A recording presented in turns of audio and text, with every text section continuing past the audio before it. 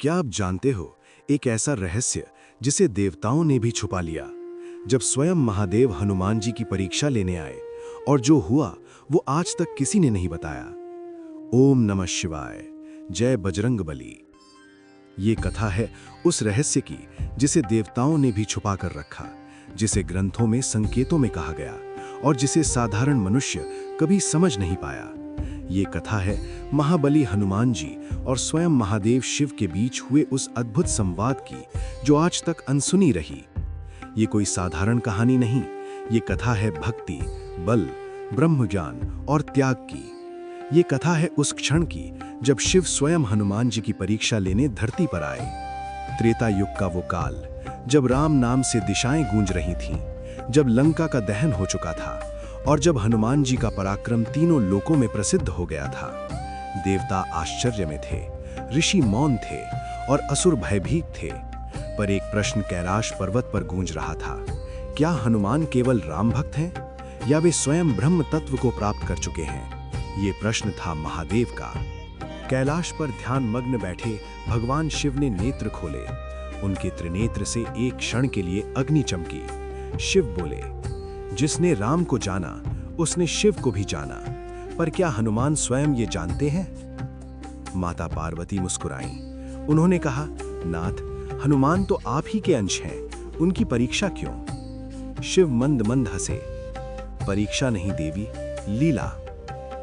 महादेव ने अपने त्रिशूल को रखा, जटाओं को ढीला किया और एक साधारण भिक्षुक का रूप धारण किया। न गले में नाग, न मस्तक पर चंद्र, न डमरू की ध्वनि, सिर्फ एक लाठी और आंखों में रहस्यमयी तेज। और महादेव किष्किंधा वन की ओर बढ़ चले। उधर हनुमान पीपल के वृक्ष के नीचे ध्यान में लीन थे। उनका शरीर स्थिर था, पर भीतर राम नाम की गूंज थी। श्री राम, श्री राम, श्री राम। पृथ्वी तक कंपन में थी। उसी समय वो भिक्षुक धीरे धीरे वहां पहुंचा। भिक्षुक ने कहा, वत्स, इस वन में इतना बल किसका है कि धरती कांप रही है? हनुमान ने नेत्र खोले, एक क्षण में पहचान लिया, पर कुछ नहीं कहा। उन्होंने विनम्रता से कहा, ये राम का दास है महाराज, आपके लिए क्या सेवा? भिक्षुक मुस्कुराया, यदि तुम इतने ही बलवान हो तो मेरे लिए इस मार्ग से हट जाओ। हनुमान बोले, ये मार्ग राम नाम से पवित्र है, आप दूसरा मार्ग चुन लें। भिक्षुक ने भूमि पर एक छोटा सा पत्थर रख दिया और कहा, यदि इसे हटा सको तभी आगे बढ़ना। हनुमान मुस्कुराए। उन्होंने एक उंगली से उठाना चाहा, पत्थर नहीं हिला। दो उंगली, पूरी हथेली, दोनों हाथ, पूरा बल लगा दिया, पर वो पत्थर जैसे संपूर्ण ब्रह्मांड का भार लिए हो। हनुमान के मस्तक पर पसीना आ गया। हनुमान ने मन में सोचा, ये क्या, मेरा बल आज विफल क्यों? उन्होंने आंखें बंद की, राम का स्मरण किया और बोले, हे प्रभु, यदि ये आपकी इच्छा है तो मैं इसे नहीं उठाऊंगा। तभी भिक्षुक हंसा। भिक्षुक ने लाठी जमीन पर मारी, आकाश गूंज उठा, वो पत्थर त्रिशूल में बदल गया। भिक्षुक का रूप बदलने लगा, जटाएं खुली, नाग लिपटे, डमरू बजा और सामने खड़े थे स्वयं महादेव। हनुमान स्तब्ध रह गए। वे तुरंत भूमि पर गिर पड़े। नाथ, अपराध हो गया। जैसे ही भिक्षुक का रूप बदलकर महादेव शिव प्रकट हुए, आकाश में डमरू की गूंज फैल गई, दिशाएं थरथराने लगी और वन के वृक्ष झुक गए। हनुमान जी का शरीर कांप उठा। उन्होंने तुरंत भूमि पर साष्टांग प्रणाम किया। नाथ, मैं पहचान नहीं पाया, मुझसे भारी अपराध हो गया। हनुमान की आंखों से अश्रु बहने लगे। महादेव ने अपने हाथ से हनुमान जी को उठाया। उनका स्पर्श होते ही हनुमान का सारा भय शांत हो गया। शिव बोले, हे पवन पुत्र, अपराध नहीं हुआ है, ये तो लीला थी। मैं ये जानना चाहता था कि क्या तुम अपने बल पर गर्व करते हो या राम की कृपा पर? हनुमान ने हाथ जोड़कर कहा, नाथ, मेरा बल मेरा नहीं, वो तो राम का प्रसाद है। महादेव मुस्कुराए। उन्होंने कहा, हनुमान, यदि राम आज तुम्हें छोड़ दें तो तुम क्या हो?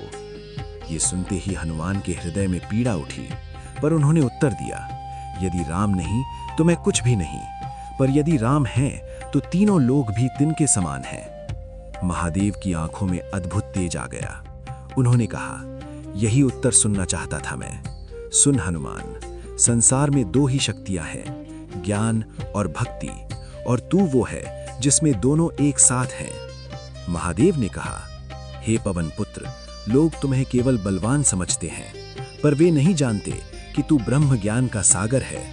तेरा मौन, तेरी सेवा और तेरी विनम्रता, यही तेरी सबसे बड़ी शक्ति है। हनुमान ने सिर झुका लिया। महादेव ने अपना त्रिशूल धरती पर रखा और बोले, मैं तुझे वरदान देता हूं हनुमान, जब जब इस धरती पर धर्म संकट में पड़ेगा, तू अदृश्य रूप में धर्म की रक्षा करेगा। तुझे न काल बांध सकेगा, न मृत्यु छू सकेगी। जब तक राम कथा जीवित रहेगी, तू अमर रहेगा।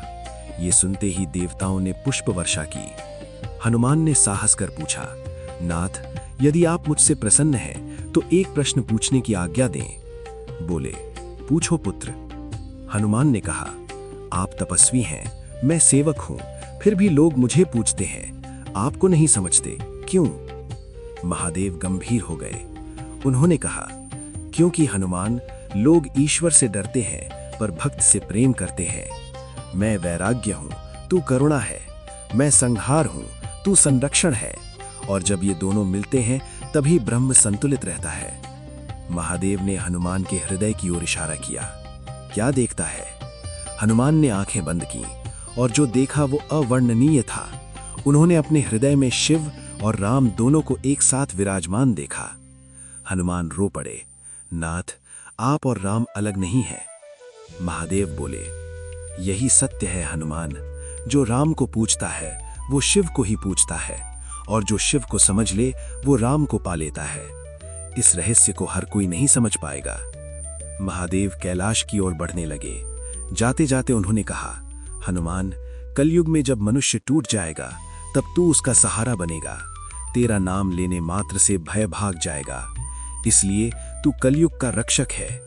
महादेव अंतर्ध्यान हो गए। ध्यानस्थ बैठे भगवान शिव ने नेत्र खोले। हनुमान उसी स्थान पर ध्यान में बैठ गए। उनके मुख से केवल एक नाम निकल रहा था, श्री राम, पर उनके हृदय में अब शिव भी विराजमान थे। समय बदला, युग बदला और त्रेता युग समाप्त होकर कलयुग का आरंभ हुआ। धर्म का प्रकाश मंद होने लगा। लोभ, क्रोध और अहंकार ने मनुष्य को घेर लिया। देवताओं की आंखों में चिंता थी। तभी कैलाश पर्वत पर उन्होंने कहा, वो समय आ गया है जब मनुष्य स्वयं को भूल जाएगा। अब मेरी लीला नहीं, भक्ति की लीला चलेगी। ओम। शिव का स्मरण, हनुमान का जागरण। धरती पर एकांत वन में ध्यान मग्न बैठे थे हनुमान। अचानक उनका हृदय कांप उठा। शिव का स्वर अंतर्मन में गूंजा, हे पवन पुत्र, अब तेरा समय आरंभ होता है। हनुमान ने नेत्र खोले। उन्होंने देखा, धरती पर भय, आकाश में अशांति और मनुष्य के हृदय में अंधकार। हनुमान बोले, नाथ, इस युग में लोग मुझे नहीं पहचानेंगे, फिर मैं कैसे रक्षा करूं? शिव का उत्तर आया, इस युग में तू अदृश्य रहेगा। जहां तेरा नाम लिया जाएगा वहां तू प्रकट होगा। तू मंदिरों में नहीं, विश्वास में वास करेगा। आज भी हनुमान जिंदा क्यों है, ये रहस्य बहुत कम लोग जानते हैं। हनुमान को अमरता का वरदान केवल शरीर के लिए नहीं, बल्कि कर्तव्य के लिए मिला। जब तक अन्याय रहेगा, भय रहेगा और राम नाम गूंजता रहेगा, हनुमान इस धरती पर रहेंगे। कलयुग की अदृश्य लीला। कभी आपने सोचा है, दुर्घटना में कोई बच कैसे गया? संकट में अचानक साहस कहां से आया? डरते मन को शक्ति किसने दी? वही हनुमान थे। वे किसी के रूप में नहीं आते, किसी को दिखाई नहीं देते, बस शक्ति बनकर साथ चलते हैं। महादेव ने हनुमान से कहा, कलयुग में लोग मुझसे भी अधिक तुझसे जुड़ेंगे, क्योंकि तू ईश्वर नहीं, ईश्वर तक पहुंचने का मार्ग है। जो तुझे समझ लेगा वो मुझे भी पालेगा।